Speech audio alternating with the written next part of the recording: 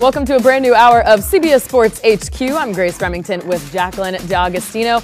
Hope you have your Twitter notifications on because NBA free agency is inching closer and closer. Friday evening at 6 o'clock is when it all goes down, and we're already seeing some buzz. Yeah, Twitter notifications, push notifications, whatever you got to do, make sure it is in place. We've already seen some big names traded. Marcus Smart, CP3, Brad Beal, just some of those big names. And trade rumors are swirling about other big names. Of course, James Harden, Kyrie, and Dame. And there's been buzz about Miami reportedly being interested in Dame's talents and him bringing that to South Beach. Miami, of course, coming off of their magical postseason run as the 8th seed, coming up short in the finals, of course, losing to the Denver Nuggets. The year before, they lost in the Eastern Conference Finals. The year before that, lost in the first round and losing to the finals before that. So really not a great track record in the postseason as far as getting to the championship and coming over the hump. So definitely interested in seeing what Dame would potentially bring to that roster with Jimmy Butler and Bam. Lillard has publicly talked about how the Heat would be amongst his preferred destinations. And for more on this, let's bring in our NBA champ, our coach, Avery Johnson. Avery, we're going to talk about team needs in free agency. We're going to start off with the Heat. Seemed to fizzle out a little bit in the finals. We've heard the Dame rumors. We just talked about it there. Portland's GM recently saying they met with Dame. They, quote, had a great dialogue. And, Coach, you were in Miami covering the finals. You saw the Heat in person. In your opinion, what does Miami need to make another run to the finals while they still have this window with guys like Jimmy Butler on the roster? Is it Dame? Is he the answer to their problems, in your opinion? Well, Mickey Arison, the Miami Heat owner, he's the CEO of Carnival Cruise Lines. Well, it'll take the cruise ship too long to make it all the way out to Portland, but I know he owns a private plane. Send a private plane for Damian Lillard. Make the trade, even if you have to get a third team involved. I know you're probably going to need Tyler Hero's money in his contract to make this deal work. They're not trading Bam Adebayo, but they need Damian Lillard. This team overachieved significantly here in the playoffs and going to the NBA Finals. I can't see them going back to the finals if they don't have a player of Damian Lillard's caliber. This guy's probably, the second or third best shooter in the NBA behind guys like Steph Curry and Klay Thompson. His range is when he comes across half court. He's really good at the end of the shot clock. He'll take so much pressure off of Jimmy Butler. They just need another shot creator, a guy that is going to make the opposing coach and team lose sleep. So Damian Lillard, I believe, is the perfect fit. And if I'm Mickey Arison and Pat Riley and Eric Spoelstra, I'm making this deal happen. I won't say by any means necessary, because you're not going to trade Bam or Jimmy Butler, but everybody else should be available on this roster.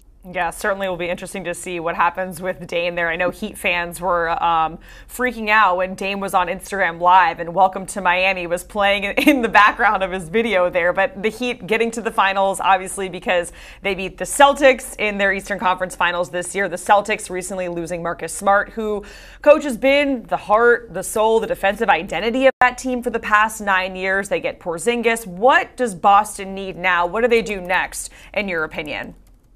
I believe they need a veteran point guard, especially with losing Smart. And you just didn't lose what he did on the court, Defensive Player of the Year. Obviously, he was a great leader. That's what they need. They need that leadership. I was hopeful that Boston would make the move for Chris Paul. I thought Chris Paul would be really exactly what they need. But they need a veteran point guard, especially with a young coach with Joe Mazzulla, to really calm this team down and settle them down, especially late in the fourth quarter. And a point guard that can knock down three-point shots and spread the floor and become, a spot-up shooter, similar to what Chris Paul is. So we'll see who's available that can fit from a salary cap standpoint. Maybe a Dennis Schroeder. He's not old. But he still has a lot left in the tank. I don't know if a guy like Derrick Rose has anything left because he didn't play as much with the New York Knicks, but they definitely need a veteran leader at the point guard position, especially with adding Porzingis to the fold. They need somebody that can help lead this team. So we just saw that list there of notable point guards that are free agents. James Harden right there at the top of that list. That brings us to the 76ers. They also have their new head coach and Nick Nurse, the regular season MVP, and Joel Embiid. Of course, back to James Harden. That's the big question. Is he going to stay? Is there still buzz about him going to Houston? Coach, do you think that the Sixers need to retain Harden? And if they do, is that enough to make another push in the postseason? Yeah, that's their biggest need. Sometimes you always want to look outside your locker room, but this team was, they were right there. It's a game 7 away, a game 6 at home, a closeout game that they missed the opportunity. But if you're going to allow James Harden to walk, then who are you going to replace it with? So I believe that they need to re-sign James Harden, maybe look to some other ancillary pieces. I would look at a guy like a Lonnie Walker from the Lakers, who started off his career with the San Antonio Spurs, a guy that can knock down shots, very athletic, explosive, and especially if James Harden needs to miss games, whether it's injury or the new load management, he can fill in nicely, but he can really give this team some nice depth coming off the bench, especially with a young guy like Tyrese Maxey, who significantly improved. So if I would say re-sign James Harden, bring on a guy, add Lonnie Walker, the fourth to your roster, and then make another big push with a new coach with Nick Nurse and see if you can get over the hump. All right, next up, we're going to talk about the Bucks. We know Chris Middleton opting out of his player option, could stick around for a long-term deal there.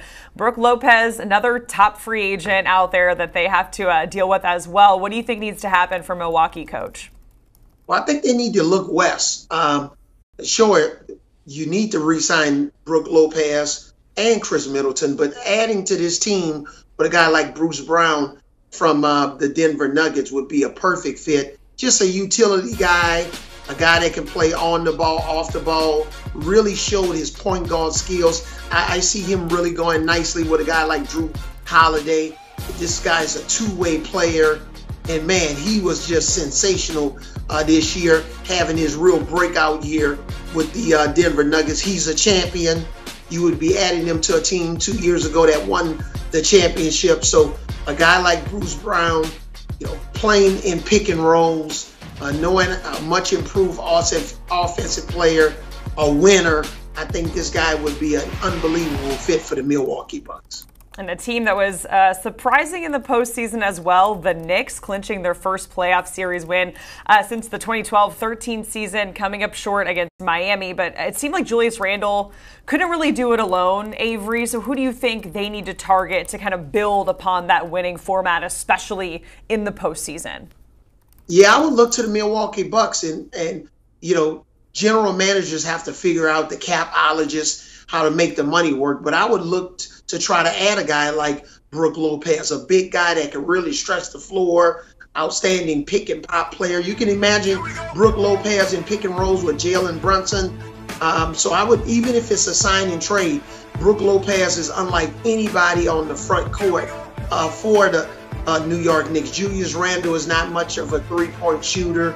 Obviously, they have shot blocking, but you need big guys that can spread the floor. And Brook Lopez, compared to when I coached him with the Nets back in 2010 and 11, he's a three-point knockdown shooter, a good trail guy in transition.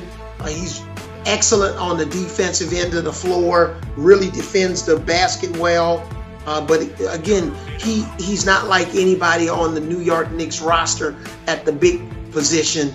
He can really, really spread the floor, and that's what I think they need to give guys like Jalen Brunson more room to operate. All right, that is our coach and our NBA champ, Avery Johnson, joining us on HQ and getting us ready for NBA free agency. Thanks so much, Coach. We appreciate it. And, of course, free agency kicks off on Friday at 6 p.m. Eastern. Thursday before that is the deadline for team and player options. And then looking ahead a little bit, July 7th through the 17th, that is the Summer League.